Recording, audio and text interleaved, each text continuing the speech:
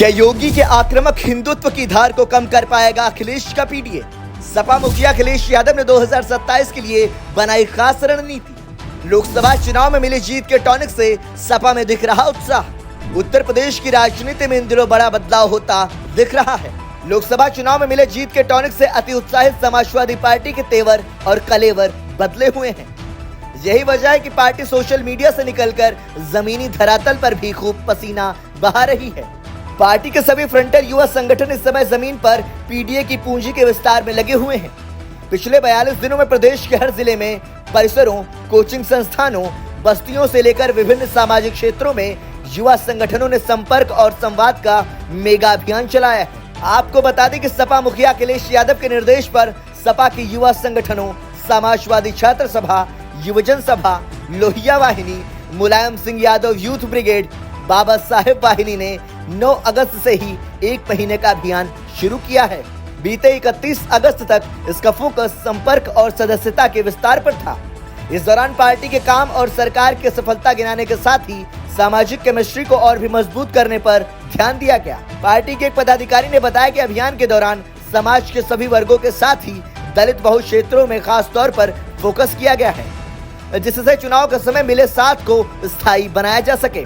साथ ही समाजवादी पार्टी की कोशिश भारतीय जनता पार्टी और सीएम योगी आदित्यनाथ के हिंदुत्व की धार को कमजोर करने की है। जमीनी फीडबैक पर भी नजर।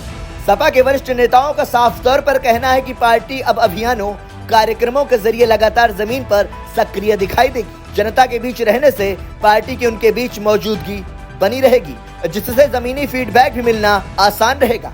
लोकसभा चुनाव में हमारी सफलता की एक सबसे बड़ी वजह यही रही कि हम उन मुद्दों को नीचे तक ले जाने में सफल रहे जिससे जनता का सीधा कनेक्ट था। भाजपा के लाभार्थी परक योजनाओं का जाल आरक्षण और संविधान जैसे भविष्य के संभावित खतरों ने तोड़ दिया। इसलिए कार्यक्रमों और संवाद के जरिए 2027 के विधानसभा चुनाव के पहले मूल मुद्दों की नब्ज पकड़ने की भी यह एक्सरसाइज है। साथ ही इसी बहाने जमीन पर संगठन की ताकत, सक्रिय और समर्पित चेहरों की भी पहचान हो जाएगी, जिससे कमजोर क्षेत्रों को समय रहते ठीक करने में भी आसानी होगी। युवाओं के बीच जगह बनाने पर जोर।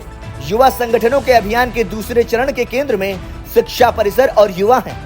आगामी 3 सितंबर से पार्टी विश्वविद्यालयों, महाविद्यालयों में संपर्क अभियान चलाएगी। इस दौरान सरकार की नाकामियों और अपनी सरकार की उपलब्धियों का पर्चा भी बांटेगी। वहीं 4 सितंबर को छात्र छात्राओं से सुझाव लेकर संपर्क पत्र भी भरवाया जाएगा, जबकि 5 सितंबर को शिक्षा परिसरों में छात्र की समस्याओं पर सुनवाई और 7 सितंबर को राजनीति में युवाओं की भूमिका पर संवाद होगा। इस दौरान आरक्षण, रोजगार, भागीदारी के सवाल को और पैना करने की नजर है, जिससे युवाओं को अपने मुद्दे का ब्रांड एम्बेसडर बनाया जा सकेगा। जमीन पर क्यों दिख रही इतनी सक्रियता?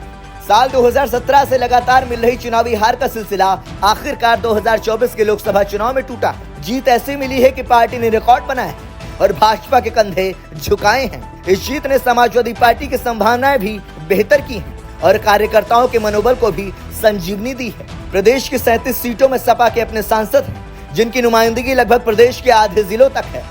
इसलिए संसाधन, सुनवाई और अगुवाई का भी अब संकट नहीं है। ऐसे में प्रदेश में मुख्य विपक्षी दल की भूमिका अब सपा कागजों पे ही नहीं बल्कि जमीन पर भी निभाने में जुटी हुई है। वहीं सपा मुखिया अखिलेश यादव ने अभी से विधानसभा चुनाव की तैयारियों में जुटने के लिए कहा है। स्थानीय मुद्दों से लेकर प्रदेश के सवाल तक पर मुखिया से लेकर नीचे कार्यकर्ता तक सभी मुखर हैं। अभियानों, कार्यक्रमों के जरिए पार्टी की नजर जीत के मोमेंटम को बरकरार रखने की है और जनता के बीच जमीन को और मजबूत बनाने पर है, जिससे 2027 की राह आसान हो सके। खैर, इन सब कार्यक्रमों का दूरगामी परिणाम क्या होता है, ये तो आने वाला वक्त ही तय करेगा। Bureau report, संदेशवाहक।